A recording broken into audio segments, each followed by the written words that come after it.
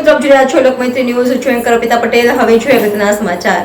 અકસ્માત બાદ આખરે કારેલીબાગમાં રોડ સાઈડના દબાણો દૂર કરવાનું મુહૂર્ત નીકળ્યું હતું. ત્યારે દબાણો દૂર કરવાની કાર્યવાહી સમયે કોઈ અનિચ્છનીય ઘટના ન બને તે માટે હથિયારધારી પોલીસનો સ્ટાફ સાથે રાખવામાં આવ્યો હતો. વડોદરામાં આમ્રપાલી કોમ્પ્લેક્સ પાસે હોલિકા દહનની રાત્રે હિટ એન્ડ રનની ઘટના સામે આવી હતી, જેમાં કાર ચાલકે 3 વાહનોને અડફેટે લીધા હતા, જેમાં એક મહિલાનું મૃત્યુ થયું હતું અને અન્ય 7 ઇજાગ્રસ્ત થયા હતા. ઘટના બાદ ગતરોજ સ્થાનિકો દ્વારા અહીંના રોડ પર સ્પીડ બ્રેકર મૂકવા તથા દબાણો દૂર કરવાની માંગ સાથે ઉગ્ર સ્તરે મીડિયા સમક્ષ અવાજો ઉઠાવવામાં આવ્યા હતા, જેના પડઘા આજે પડ્યા હોય તેમ લાગી રહ્યું છે. આજે સવારે સંગમ 4 રસ્તાથી આમ્રપાલી કોમ્પ્લેક્સ સુધીના દબાણો દૂર કરવા માટે પાલિકાની દબાણ શાખાની ટીમો પહોંચી છે, જેમાં રોડ સાઈડ મૂકવામાં આવેલા લારી ગલ્લા તથા શેડના દબાણો દૂર કરવામાં આવી રહ્યા છે. કાર્યવાહી સમયે કોઈ અનિચ્છનીય ઘટના ના બને તે માટે હથિયારધારી પોલીસનો સ્ટાફ સાથે રાખવામાં આવ્યો છે.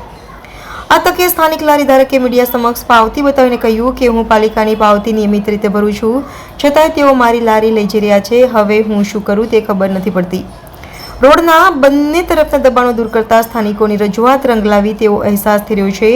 કાર્યવાહીમાં રોડ પર પાર્ક કરીને રાખેલા વાહન ચાલકોને ટ્રાફિક મેમો આપવામાં આવશે તેવું સૂત્રો જણાવી રહ્યા છે.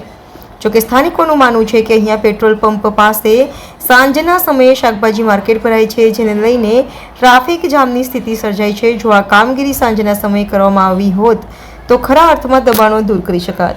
Bureau report, Lokmaitri news, Vadodara. આજ રોજ વડોદરા મહાનગરપાલિકાની દબાણ ટીમ, ટ્રાફિક શાખાનો સ્ટાફ તથા કુંભારવાડા પોલીસ સ્ટેશનનો સ્ટાફ સાથે રાખી ને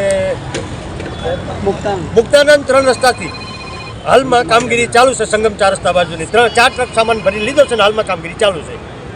લોકમૈત્રી ન્યૂઝ સાથે જોડાયેલા રહેવા અમારા યુટ્યુબ ચેનલને સબસ્ક્રાઇબ કરી ફેસબુક અને ઇન્સ્ટાગ્રામ પેજને લાઇક અને શેર કરો.